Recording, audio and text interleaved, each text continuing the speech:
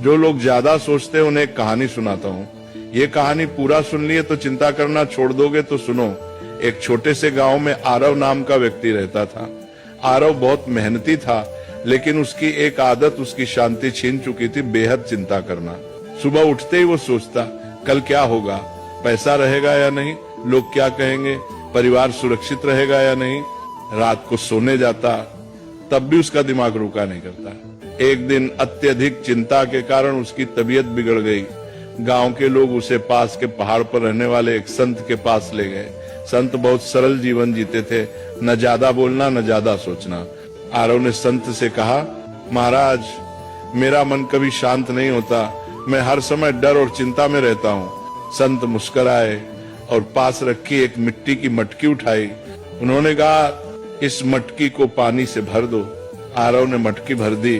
फिर संत बोले, अब इसे सिर पर रखो और चलो, लेकिन एक शर्त है, अगर एक बूंद भी गिरी तो तुम असफल हो जाओगे। आरव पूरी तरह मटकी पर ध्यान लगाकर चलने लगा।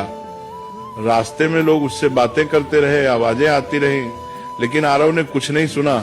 वह सिर्फ मटकी पर ध्यान देता रहा। कुछ देर बाद संत ने कहा, रुको, अब बताओ रास्ते में कितने लोग मिले। आरव बोला, महाराज, मुझे कुछ पता नहीं, मैं तो बस मटकी बचाने पर ध्यान दे रहा था। संत ने शांत स्वर में कहा, यही संत होने की शुरुआत है। जब ध्यान जरूरी चीज पर होता है तो बेकार की आवाजें अपने आप चुप हो जाती हैं। तुम्हारी चिंता इसलिए है क्योंकि तुम उन चीजों पर ध्यान दे रहे हो जो अभी हुई ही नहीं।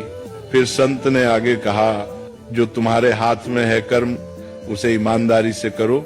जो तुम्हारे हाथ में नहीं, भविष्य से भगवान पर छोड़ दो। यही संत का मन है।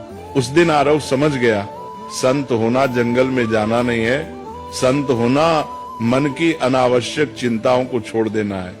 धीरे धीरे आरव ने चिंता कम की, वर्तमान में जीना सीखा, और वही व्यक्ति जो कभी बेचैन रहता था अब दूसरों को शांति की सीख देने लगा।